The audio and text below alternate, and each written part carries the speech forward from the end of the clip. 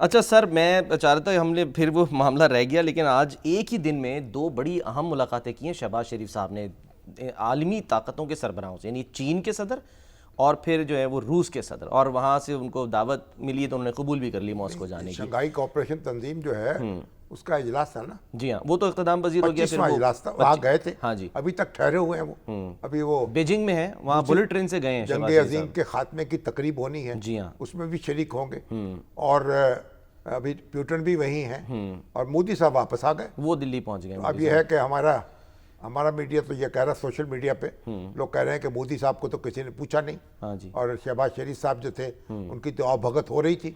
और Indian media जो है वो कह रहा है जनाब मोदी साहब छाए हुए थे और हर कोई उनकी तरफ बाएं फैला रहा था।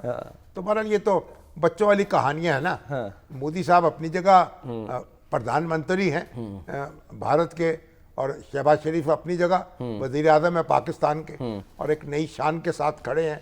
क्योंकि जो अब मार्का हक जो है उसमें जो सुरखुरी नसीब हुई है पाकिस्तान का, एक नया इमेज बना है। लेकिन बहरहाल ये दोनों हमसाए जो हैं, और दहशतगर्दी के हवाले से भी पाकिस्तान के मौक़िफ़ को तस्लीम किया गया है और कहा गया कि हम एक दूसरे के मुल्क में दहशतगर्दी ना की जाए, दखलंदाजी। सर एक और आम बात भी वहाँ हुई है ना, जो उन्होंने चाइना को कहा है कि जी आप जामे मुज़ाकरात की निगरानी करें, तो इस पर भी कहा कि भाई अगर आप इकट्ठे हो गए, अमन कायम होता है तो अच्छी बात है। ठीक। और इंडिया चीन के करीब आता है, इस बात ये भी अच्छी बात है।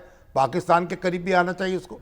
हम तो कह रहे हैं आइए बातचीत करें। ठीक है। और अब ट्रंप साहब उनके पीछे लाठी लेके पड़े हुए हैं। वो कहते हैं, उन्होंने कहा 0 कर लेंगे टैरिफ, आप आ जाइए। उनको नहीं, वक्त गुजर गया।